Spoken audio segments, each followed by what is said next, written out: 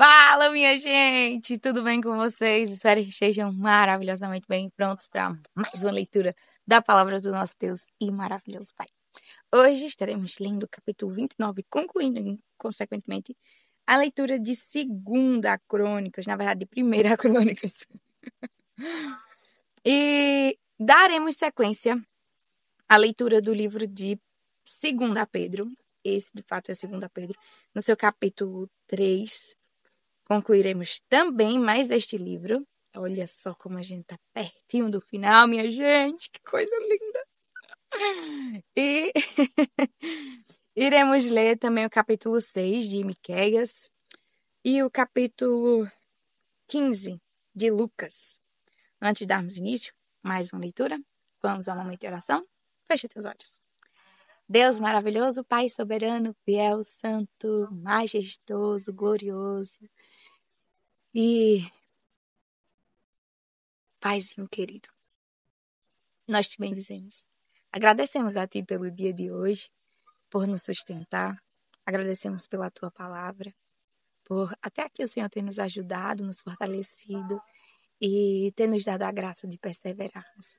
Obrigada pelo conhecimento que adquirimos, por vez ou outra o Teu Santo Espírito nos trazer à memória, Deus, os textos que estivemos ouvindo e lendo. Obrigada. Obrigada por aquecer o nosso coração e sabermos que foi proveitoso, ó Deus. Tem sido proveitoso dedicarmos um tempo de qualidade à leitura e a ouvir a Tua palavra. Te agradecemos por isso. Clamamos que o Senhor fale conosco mais este dia e nos ajude a entender aquilo que iremos ouvir, aquilo que iremos ter contato do Teu Evangelho. Fala aos nossos corações, nos instrui, nos dá ousadia, Deus, e poder para exercermos com fidelidade a obediência a Ti. Que o Senhor nos dê graça e nos ajude, Pai, a não pecar contra o Senhor. Ajuda-nos a guardar a Tua palavra em nosso coração, como diz o salmista. Em nome de Jesus é que clamamos ao Senhor e já te somos gratos. Amém e amém. Capítulo 29 de Primeira Crônicas.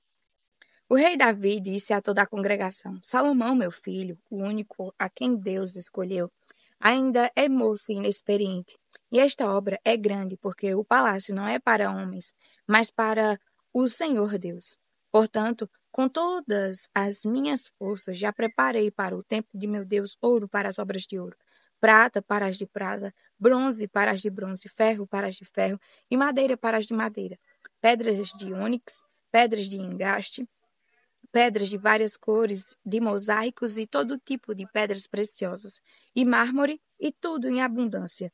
E ainda porque amo o templo de meu Deus, o ouro e a prata particulares que tenho, dou para o templo de meu Deus, além de tudo o que preparei para o santuário. 100 toneladas de ouro do ouro de Ofir e 240 toneladas da prata purificada para cobrir as paredes das casas, ouro para os objetos de ouro e prata para os de prata, e para toda obra de mão dos artífices. Quem, pois, está disposto hoje a ofertar com generosidade para o Senhor? Então os chefes das famílias, os chefes das tribos de Israel, os capitães de 1000 e os de 100, e até os administradores da obra do rei fizeram ofertas voluntárias e deram para o serviço da casa de Deus 170 toneladas de ouro, 10.000 barras de ouro, 340 toneladas de prata, 612 toneladas de bronze e 3.400 toneladas de ferro. Os que possuíam pedras preciosas a trouxeram para o tesouro da casa do Senhor, a cargo de Jeiel, o Gersonita. O povo se alegrou com tudo o que se fez voluntariamente, porque de coração íntegro fizeram ofertas voluntárias ao Senhor. Também o rei Davi se alegrou com um grande júbilo. Davi louvou o Senhor diante de toda a congregação e disse: Bendito és tu, Senhor Deus de Israel, nosso Pai, de eternidade a eternidade. Tu, Senhor, é poder, a grandeza, a honra, a vitória e a majestade, porque teu é tudo o que há nos céus e na terra. Teu, Senhor, é o reino, e tu te exaltastes como chefe sobre todos. Riquezas e glória vêm de ti. Tu dominas sobre tudo, e na tua mão há força e poder. Contigo está o engrandecer e dar força a todos. Agora, ó nosso Deus, graças te damos e louvamos o teu glorioso nome. Porque quem sou eu e quem é o meu povo para que pudéssemos dar voluntariamente estas coisas? Porque tudo vem de ti, e nós só damos o que vem das tuas mãos. Porque somos estrangeiros diante de ti, peregrinos, como todos os nossos pais. Os nossos dias sobre a terra são como a sombra, e não temos permanência. Senhor nosso Deus, toda esta abundância que preparamos para edificar um templo ao teu santo nome vem da tua mão e é toda tua. Bem sei, meu Deus, que tu provas os corações e que te agradas da sinceridade. Eu também, na sinceridade de meu coração, dei voluntariamente todas estas coisas.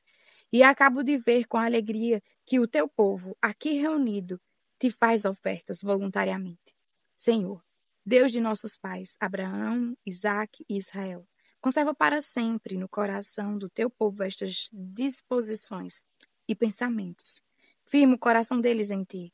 E ao meu filho Salomão dá coração íntegro para guardar os teus mandamentos, os teus testemunhos e os teus estatutos, fazendo tudo para edificar este palácio para o qual fiz todos estes preparativos. Então Davi disse a toda a congregação: Agora, louvem o Senhor, seu Deus.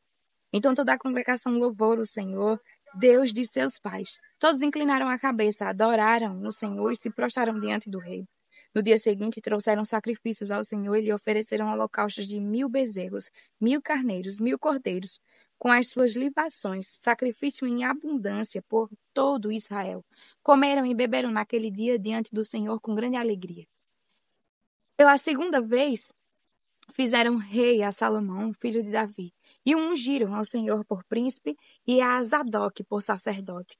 Salomão assentou-se no trono do Senhor como rei em lugar de Davi, seu pai. Ele prosperou e todo Israel lhe obedecia. Todos os oficiais, os soldados e até todos os filhos do rei Davi prestaram homenagens ao rei Salomão. O Senhor engrandeceu muito Salomão diante de todo Israel e lhe deu majestade real, qual antes dele não teve nenhum rei em Israel. Assim Davi, filho de Jessé, reinou sobre todo o Israel. Ele reinou sobre Israel durante 40 anos, 7 anos em Hebrom e 33 em Jerusalém. Morreu em boa velhice, cheio de dias, riquezas e glória. E Salomão, seu filho, reinou em seu lugar. Os atos do rei Davi, tanto os primeiros como os últimos, estão escritos nas crônicas de Samuel, o vidente, nas crônicas de Natã, o profeta, e nas crônicas de Gade, o vidente. Ali também está registrado o que se passou no seu reinado e se falou a respeito do seu poder e de todos os acontecimentos que se deram com ele, com Israel e com todos os reinos daquelas terras.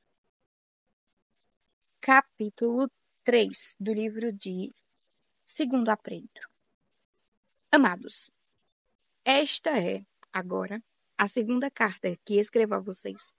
Em ambas procuro com lembranças despertar a mente esclarecida de vocês para que se lembrem das palavras que anteriormente foram ditas pelos santos profetas e também se lembrem do mandamento do Senhor e Salvador que os apóstolos de vocês lhes ensinaram.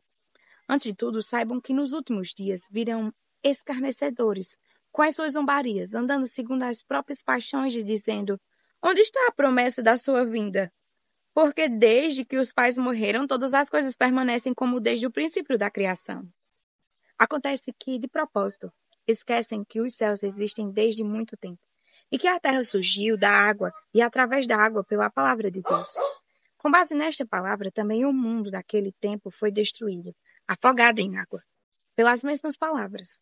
Os céus e a terra que agora existem têm sido guardados para o fogo, estando reservados para o dia do juízo e da destruição dos ímpios.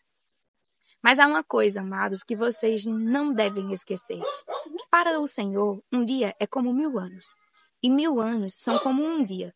O Senhor não retarda a sua promessa, ainda que alguns a julguem demorada. Pelo contrário, Ele é paciente com vocês, não querendo que ninguém pereça, mas que todos cheguem ao arrependimento.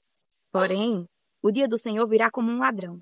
Naquele dia os céus passarão com grande estrondo e os elementos se desfarão pelo fogo. Também a terra e as obras que nela existem desaparecerão.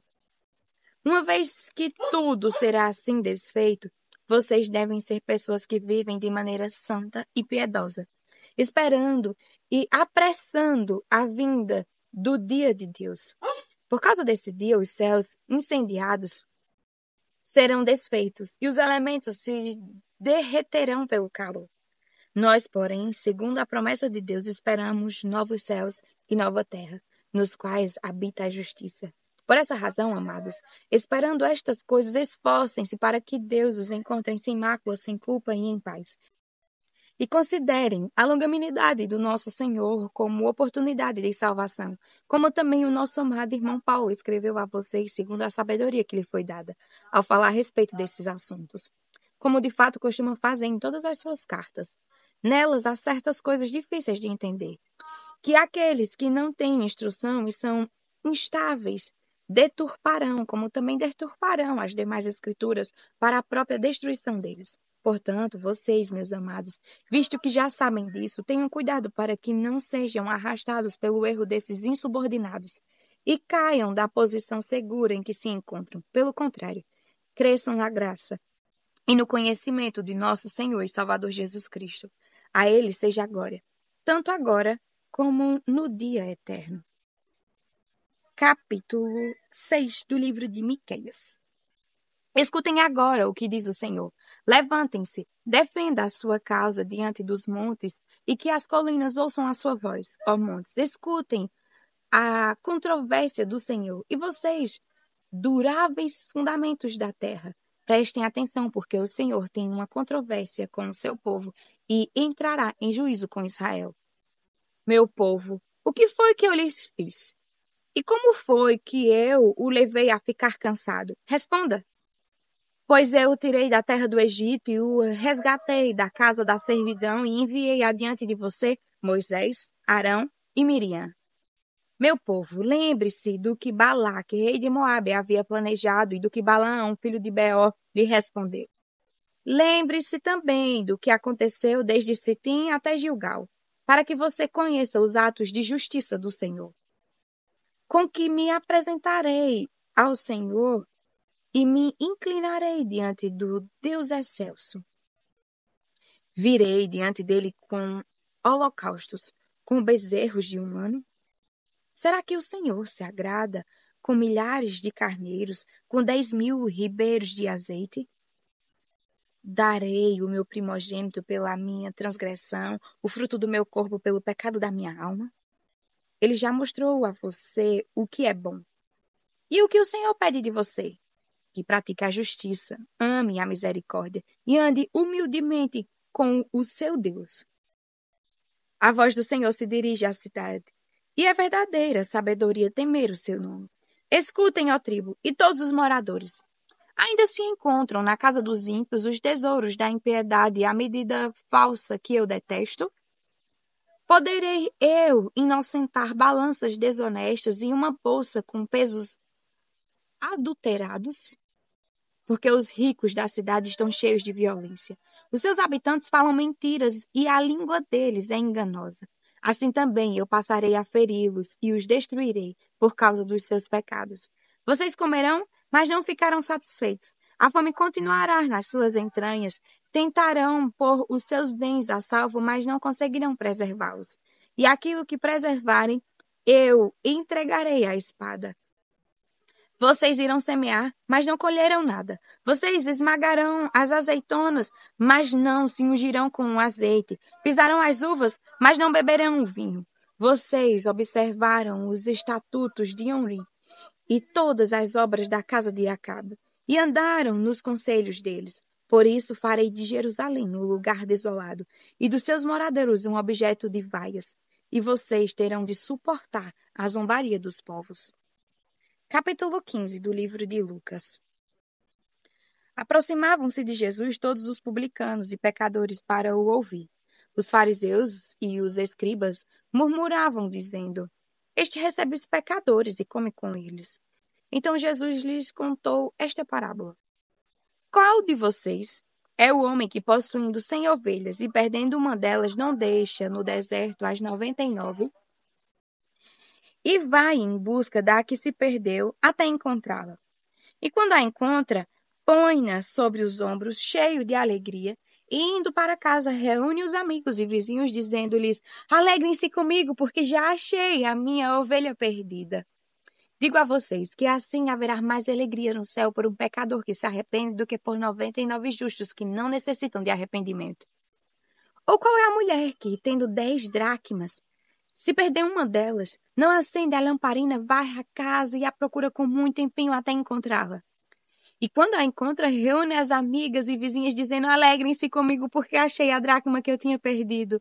Eu afirmo a vocês que a mesma alegria existe diante dos anjos de Deus por um pecador que se arrepende. Jesus continuou: Certo homem tinha 2 filhos. O mais moço disse ao pai: Pai, quero que o Senhor me dê a parte dos bens que me cabe. E o pai repartiu os bens entre eles.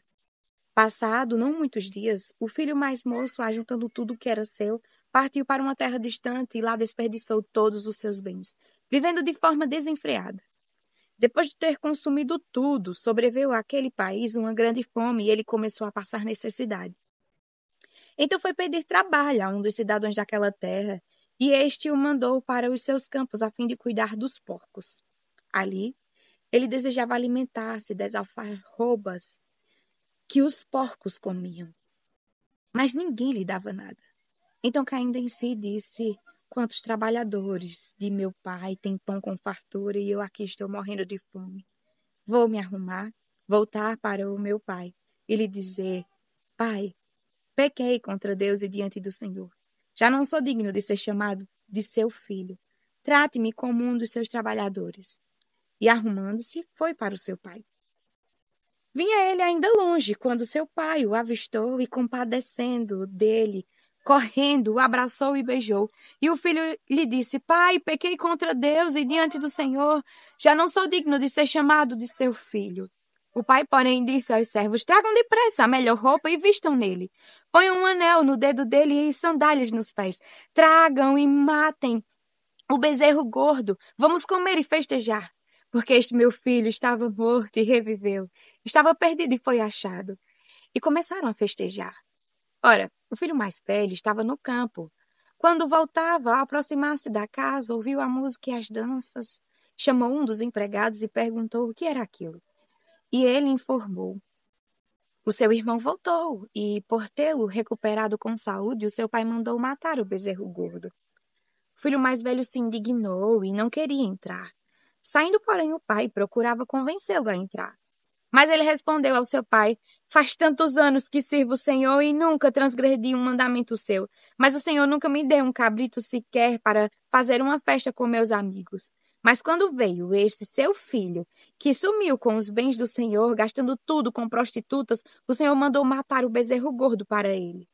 Então o pai respondeu: Meu filho, você está sempre comigo. Tudo o que eu tenho é seu. Mas era preciso festejar e alegrar-se, porque este seu irmão estava morto e reviveu. Estava perdido e foi achado. Amém. Até mais, para mais uma leitura da palavra do Senhor. Fiquem com Deus.